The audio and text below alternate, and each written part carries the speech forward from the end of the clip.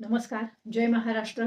तर आजचा जो व्हिडिओ आहे आपला, तो जरा वेगळ्याच विषयावर आहे. आपल्या लाडकी बहीण योजनेच्या अंतर्गत बऱ्याच महिला म्हणजे ज्यांचेही फॉर्म आत्ता ई-के-वाय-सी मध्ये चूक झाल्यामुळं रिजेक्ट झालेले आहेत किंवा त्यांना नोव्हेंबर-डिसेंबरचा हप्ता मिळालेला नाही. अशा सर्व महिला आमच्या महिला व बाल कल्याण विभाग प्रत्येक जिल्ह्यामध्ये जेवढेही आपल्या महाराष्ट्रामध्ये जिल्हे आहेत, त्या प्रत्येक जिल्ह्यामध्ये या महिला आमच्या महिला व बाल कल्याण विभागाला तक्रार द्यायला जात आहेत, की आमचा फॉर्म अपात्र झालेला आहे. आम्हाला हप्ता मिळत नाहीये.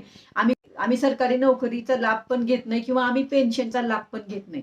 तर अशा संदर्भामध्ये आमच्या जेवढ्याही लाडक्या बहिणी आहेत, तेवढ्या महिला व बाल कल्याण विभागाला तक्रार द्यायला जात आहेत वेगवेगळ्या जिल्ह्यामध्ये. तर त्यांची तक्रार त्या ठिकाणी घेतली जात नाही, अशी माहिती मला मिळालेली आहे. तर हे मला असं वाटतं हे चुकीचं आहे. जर एखाद्या व्यक्तीला एखाद्या गोष्टीचा काही प्रॉब्लेम आहे किंवा काही अडचण आहे, जर ती व्यक्ती त्या ठिकाणी तक्रार द्यायला गेली, तर महिला व बाल कल्याण विभागाचे अधिकारी जे आहेत ते तक्रार त्यांनी घ्यायला पाहिजे असं मला वाटतंय. ते डायरेक्ट सांगतात, की आम्हाला कुठलीही लेखी तक्रार घ्यायला सांगितलेली नाही, त्यामुळे आम्ही तक्रार घेणार नाही. पण जर तक्रार घेतलीच नाही, तर किती महिला अशा आहेत ज्यांचा फॉर्म पात्र असून सुद्धा अपात्र झाला आहे. हे कसं काय समजेल मला सांगा बरं तुम्ही?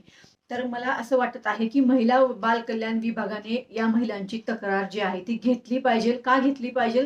कारण एक आकडा समोर येईल ह्याच्यामुळं, की किती महिला पात्र असून सुद्धा त्यांचा लाभ मिळत नाही.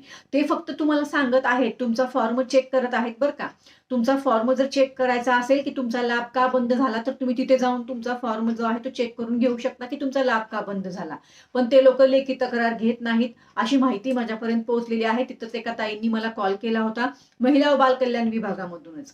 तर ते तक्रार घेतच नाही. तर तक्रार नाही घेतली तर कसं काय होणार ना? कारण आपल्याला परत ई-के-वाय-सीचं ऑप्शन तर खूप आवश्यक आहे. त्याशिवाय तुमचा लाभ नाही चालू होणार.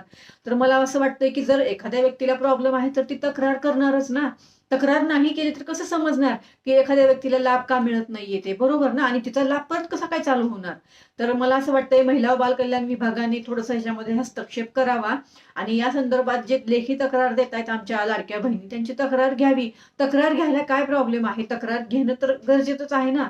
मला असं वाटतंय. बाकी तुमचं काय मत आहे मला नक्की अवश्य कमेंट करून सांगा. धन्यवाद. जय हिंद. जय महाराष्ट्र.